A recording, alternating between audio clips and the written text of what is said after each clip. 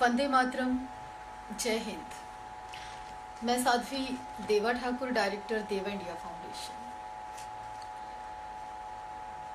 आप सभी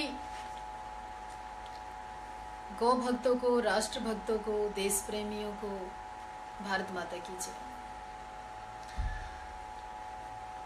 आइए आप सबसे रूबरू होने का कभी कभी मौका मिलता है और उस दौरान लोग कहते हैं साध्वी जी आए हैं तो कुछ विशेष बात जरूर होगी। तो मैं आपसे बात करना चाहती हूँ। शुरुआत कर लेते हैं कि देश में जो हुआ उस विषय में कि ममियाना बंद करो, भाषा बोलो फौलादों की, और खाल खींच लो आतंक की उन नाजायज औलादों की। हो जाए अगर कोई भूल तो भूल माफ कर दी जाती है, लेकिन कुछ कुत्ते सच में पागल हो गए, अब उनको गोली मारी जाती है। जो अनंतनाग में जम्मू कश्मीर में हुआ, एक कड़ी निंदा सभी नेता कर चुके हैं। आप सोच रहे होंगे साध्वी जी बड़ा लेट आई लाइव, तो मैं जवाब देना चाहती हूँ कि कश्मीरी जो समझौता है वो आपकी सबसे बड़ी भूल है। और दूसरा विषय कि राष्ट्रपति शासन तुरंत लागू कर देना चाहिए, और जो आतंकी हैं, जो उग्रवाद फैलाते हैं, उनको चौराहे पर गोली मार देनी चाहिए। मैं खुली चुनौती देना चाहती हूं कि जिन्ना की औलादों को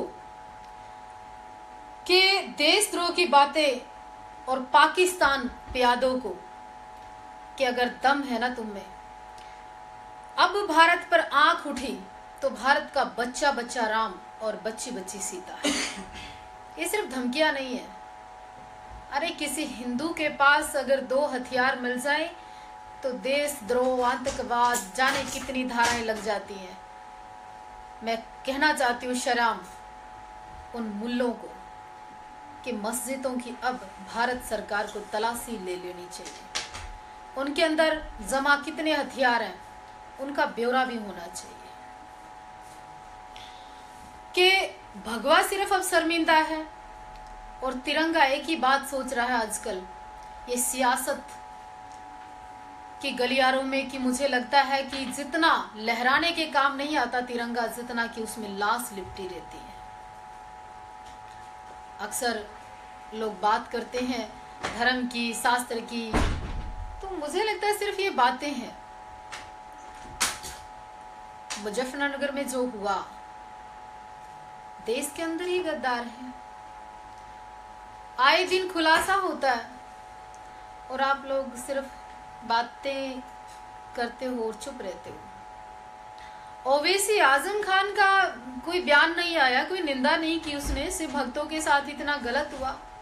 और मैं बल्कि मोदी जी से भी कहना चाहती हूँ, प्रधानमंत्री जी से और योगी जी से भी, आपके होते देश के हालात इस प्रकार हैं, आप ये कड़ी निंदा बंद करें।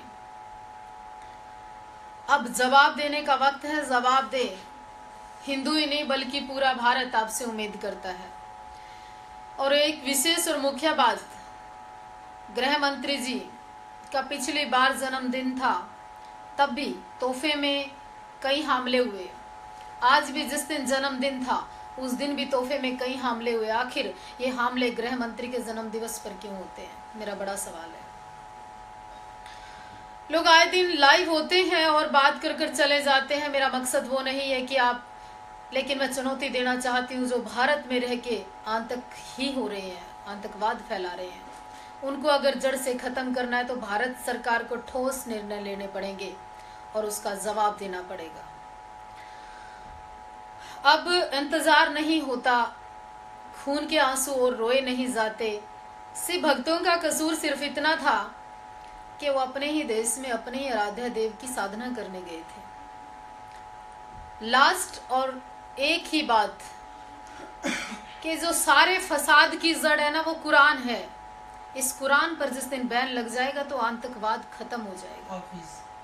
और दूसरा, पाकिस्तान में बैठा वो हाफिज कुत्ता, वो दलाल, वो मुसलमानों का मसीहा जो जहर भरे पैगाम भेजता है हिंदुस्तान, जिससे आतंकवाद और उग्रवाद फैलता है, जिस दिन भी मेरा बस चलेगा ना, मेरी खुली चुनौती है, हाफिज अगर तेरे में दम है ना, तू साध्वी देवा ठाकुर के लिए बम बारूद भेज कर देख। और उसके सारे दलालों को, सारे उनको भी मैं खुली चुनौती देती हूं। अरे मासूमों को मारते हो तुम मासूमों को सहारा लेते हो। बहुत अच्छा किया कि पाकिस्तान की बस को आने नहीं दिया और ये समझौता एक्सप्रेस बंद कर दी जाए तुरंत प्रभाव से। राष्ट्रपति शासन लगाकर जम्मू कश्मीर में जितने भी आतंकी मिलते हैं उनको शराम चौराहे पर गोली मार देनी चाहिए। ये तो था आज का। और आजम खान, ओवैसी, और जिस बिल में घुसे हो तुम हरामखोरो कुत्तों, बाहर निकल कर देखो कि देश में रहकर देश से गद्दारी करना बंद करें। ये तो था आज का संदेश। देश में अमन शांति की मैं कामना करती हूँ और शिव भक्तों को और सभी राष्ट्रवादियों को एक बात कहना चाहती हूँ, जिस तरह से हमारे शिव भक्तों को मारा गया, हज यात्रा दूर नहीं है, वो दिन दूर नहीं है। जवाब देंगे शिव भक्त, राष्ट्र भक्त, क्योंकि गुस्सा जब पलता है ना वो निकलता जरूर है, आज नहीं कल। इसलिए इंतजार करिए।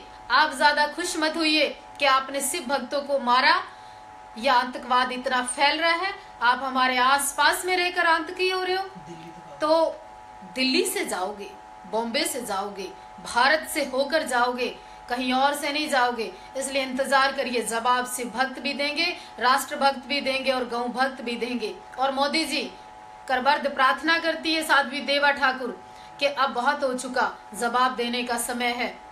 10 सर लाने के लिए आपको प्रधानमंत्री की कुर्सी पर बिठाया समाज ने, जवाब दीजिए। हम सब इंतजार में हैं। जय हिंद, वंदे मातरम।